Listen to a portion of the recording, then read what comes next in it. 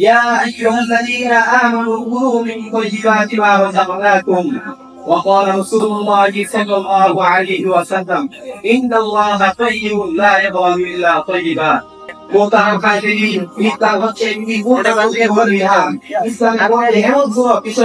সুস্থভাবে সুন্দরভাবে আলোচনা করা হয়নি।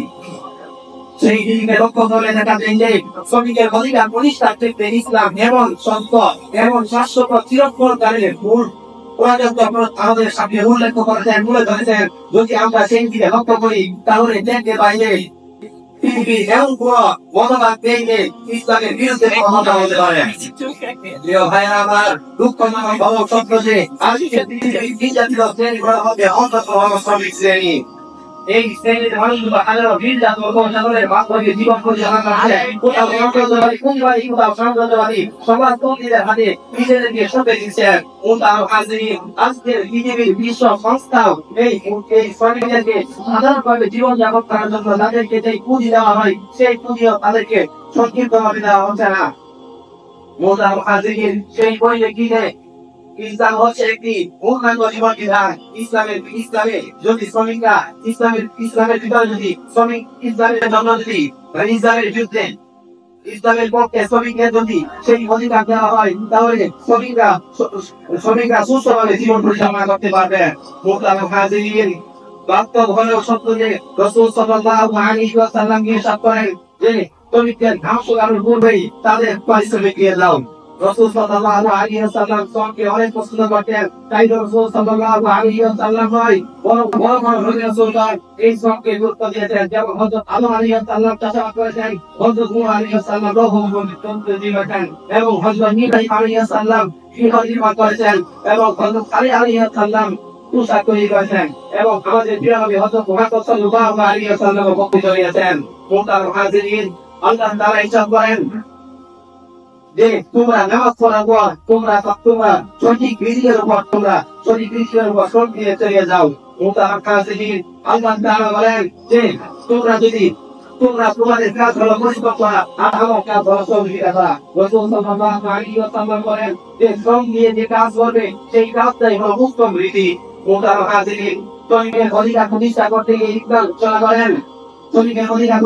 গিয়ে ইসলাম ঘোষণা করেন যে একজন শ্রমিকের কাছ থেকে ততক্ষণ পর্যন্ত কাজ দেওয়া যেতে পারে যতক্ষণ পর্যন্ত সে কুলিয়ে উঠতে পারে।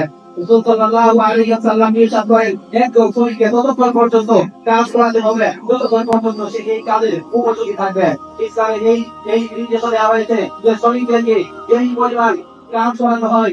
আজকে বাংলাদেশে নয়, শুধু বাংলাদেশে নয়, সারা পৃথিবীতে শ্রমিকদেরকে 8 ঘন্টা নিয়মিত 24 ঘন্টা বানিয়ে তাদেরকে মাত্র 8 ঘন্টা বেতন দেওয়া হচ্ছে। আমি সকল তোমরা ভালো হয়ে যাও। এবং শ্রমিকরা দাবি করে আজকে শ্রমিক করছে তারা দাবি করে যে তাদেরকে তাদের ন্যায্য মূল্য দিতে হবে, তাহলে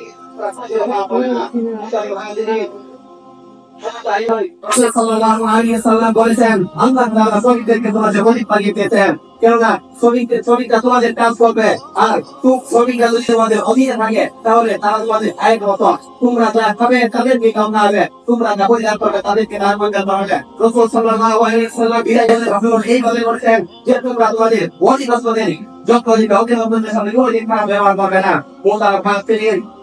ইসলাম এই হচ্ছে ইসলামের শ্রমিকদের মৌলিক তথ্য প্রদান।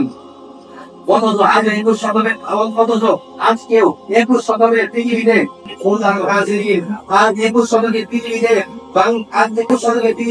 সাম্রাজ্যবাদী পুঁজিবাদী তথাকথিত যারা শ্রমিকদেরকে দিয়ে নানাভাবে কাজ করাচ্ছে তাদেরকে হুঁশিয়ারি করে বলতে চাই তোমরা শ্রমিকদেরকে দিয়ে এরকম পরিশ্রম না করলেও পারো। শ্রমিকরা যদি আজকের আন্দোলনে যদি যোগ দিয়ে বলে যে আমরা কাজ করবো না, শ্রমিকরা যথাযথ কাজ করছে কিন্তু আমরা তাদের গুরুত্ব দিতে পারছি না। শ্রমিকরা যদি তাদের কাজ নিয়ে কোনো কথা বলে তাহলে আমরা তাদের সাথে সাহায্য দিব। তাদের সাথে আছেন, কেননা শ্রমিক সারাক্ষণ কাজ করবে কিন্তু তাদের কোনো মূল্য থাকবে না। তাই শ্রমিকরা তোমরা কত টাকা থাকবে, কত দুশ্চিন্তা করবে।